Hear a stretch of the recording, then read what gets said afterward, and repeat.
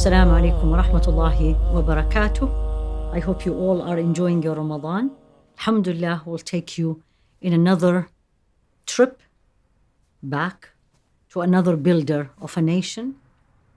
And this one is very different from what you heard yesterday. This is Sayyidah Sawdah. She's the second wife of Rasul alayhi salatu wassalam.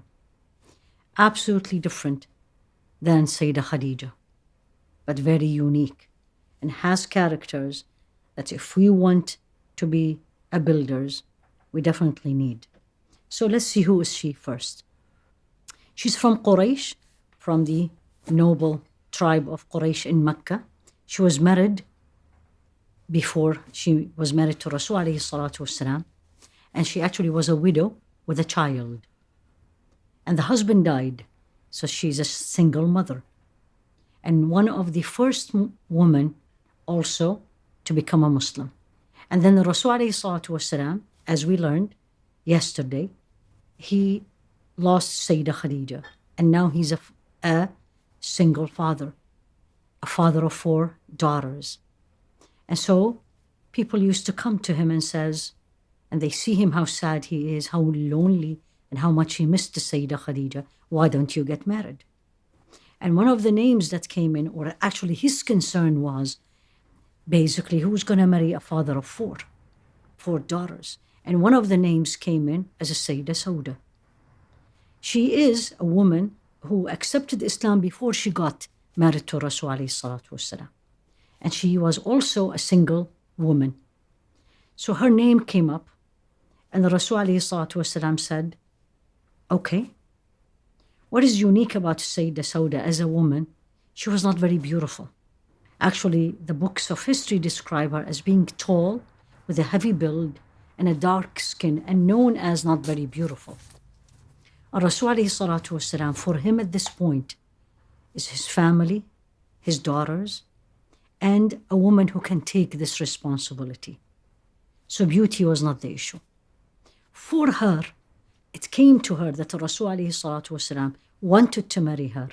As surprised as she was, she knew that she is going to be coming to a different chapter in her life with a lot of responsibility, but again, with a lot of honor. She will be called the mother of the believers. So she absolutely accepted. In fact, some reports said that her husband saw a dream before he passed away, and he told her, you're going to marry Rasul alayhi salatu wasalam. And she saw a dream also that she will marry Rasul alayhi salatu wasalam. And she did.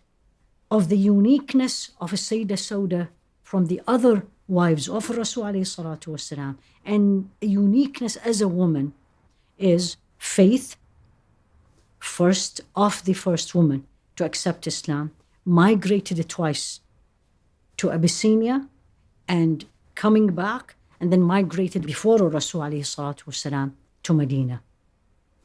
Now she took care of his daughters to the point that his daughters migrated with her to Medina. And Sayyidah Ruqayya with her husband was with her in Abyssinia. So she really was a woman who offered support. Let me share with you some of the characters she was known for. And now let's look at these and see which one I have. Maybe I have more than one. And why these will make me a builder of a nation. Number 1, they said she is a woman of sacrifice for the others.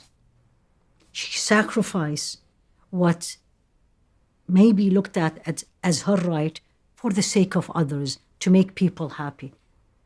And the number 2, which comes with number 1, she was very content. And if you look her up, you will see this comes repeatedly. She's a woman very content with what Allah gave her.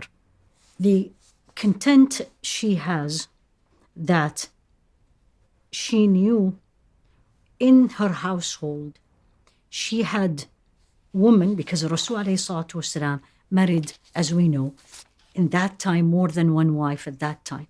So she had Sayyidah Aisha, and she had Sayyidah Zainab, and she had Sayyidah Salama. They were all his wives. From among them, Number one, she never compared herself with them. She never felt jealous from any one of them.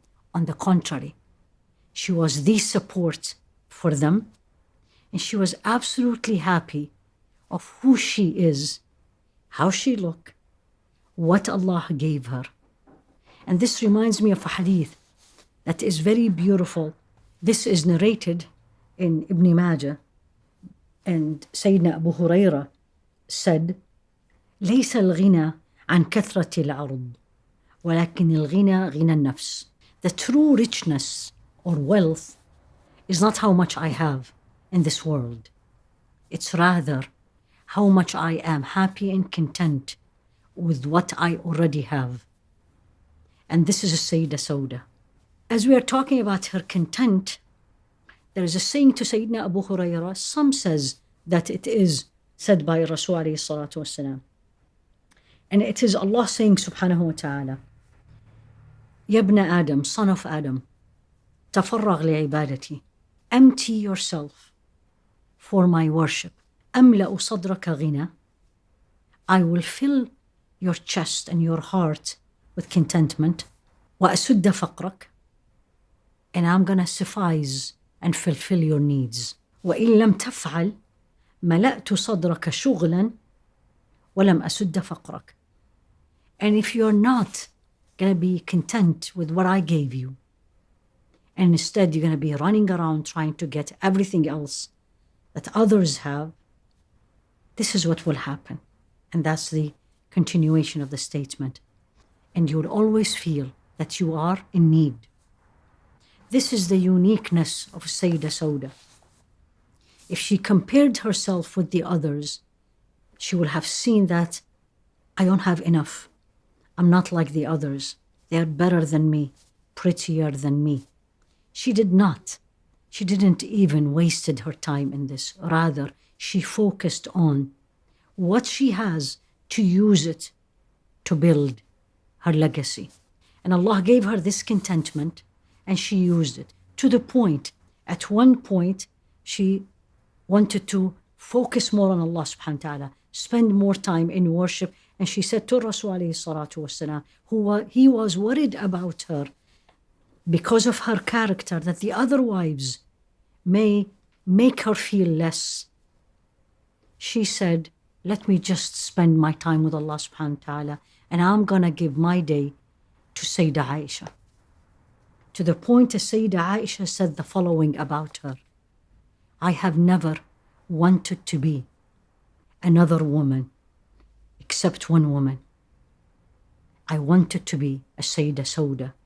How passionate she was, how much a giver she was. And this is actually reported. So you can be a devout person, you can be content, you can be simple, but also you can be fun. And she said the following. She prayed with the Rasul alayhi salatu wasalam behind him, and he went for sajda, and it was a long sajda. And then when she got up after the salah, she looked at him and says, Ya Rasulullah, this was long. I felt my nose will bleed. Second funny story, she was actually with the other wives of Rasul alayhi salatu wasalam, and they start talking about Dajjal, the false Messiah. She got scared. She started running, so scared, thinking he's going to come right away. And then the Rasul alayhi salatu wasalam went and brought her back, and he said, Ya Sawdah, it's not now. It's not in this time. And she looked down and started laughing because of the feelings she had. She died in Medina, and she was buried in Medina, in Al-Baqi'. Uniqueness in her sacrifice, contentment in her acts of worship, sense of humor, taking care of people. All these are characters that we can build nations with. And the first nation we need to build is our homes. What do we have of these? Maybe all of it. Let's use it to build our nations.